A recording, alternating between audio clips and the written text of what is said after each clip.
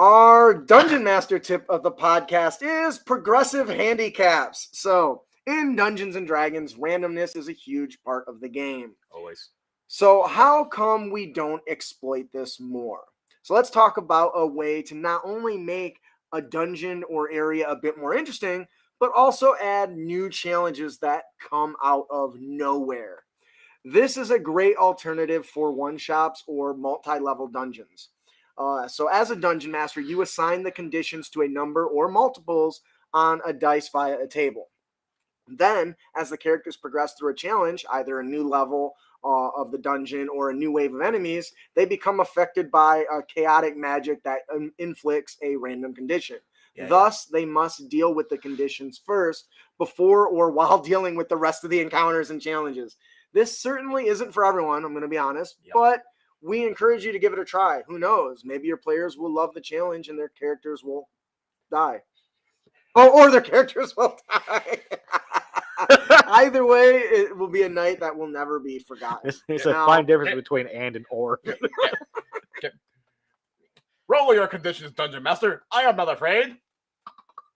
You are incapacitated. Shit.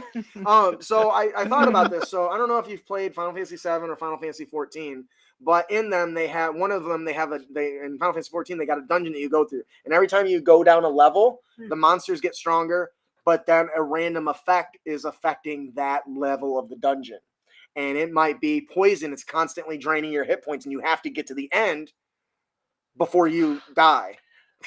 Or you run out of potions or whatever it is, because it takes effect like every so often. There's a thickness in the dungeon. You can only see out to 15 feet away. You have disadvantage on all sight checks.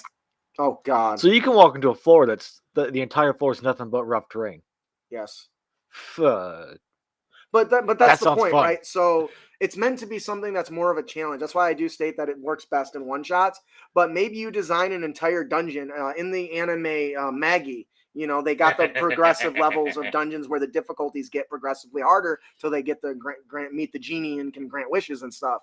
And this is something that would make sense if you flavored it as a result of uncontrollable magic or something similar like that. You know what I mean? Not just, oh, hey, you have this effect. Well, what's causing this effect? There is something in this tower that is constantly changing and altering the environment. That made me think of the character as Sinbad in that one. Where even the last dungeon you went to said, okay, man, you're too OP. No more dungeons for you. You got too much loot. If you have not watched Maggie or not seen the prequel with Sinbad, they are amazing. If you like D&D, I promise you will like them. Yep. That was called Bajai. I don't know. I call it Maggie. That's what they call it in Japanese, so that's what I call it when I was listening. Anyways, I'm not sure I'd use the Japanese as a lexicon for how to pronounce English words. Given the English I've heard and stuff. And I don't know that Maggie is an English word at all. It's not, but I was going to say, so I don't know that it matters. But anyways, so I recommend this because, first of all, it allows a nice challenge and a bit of a surprise for something that's unpredictable. And isn't that what D&D is about? Yep. Yeah. And alternatively, you can supplement it with the Wild Sorcerer table if you wanted. But I thought that was overdone. I thought conditions would be better. Like, you guys just go down a level and somebody falls asleep. So, like, how's everyone?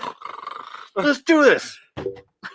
Like, so that's really interesting to me. And in Final Fantasy 7, they did it with the arena, right? They roll slots and the challenges get progressively more difficult. Majai, Maggie, I don't give a fuck. Thanks, Silver, for being on my side. All right, that'll do it for our Dungeon Master tip.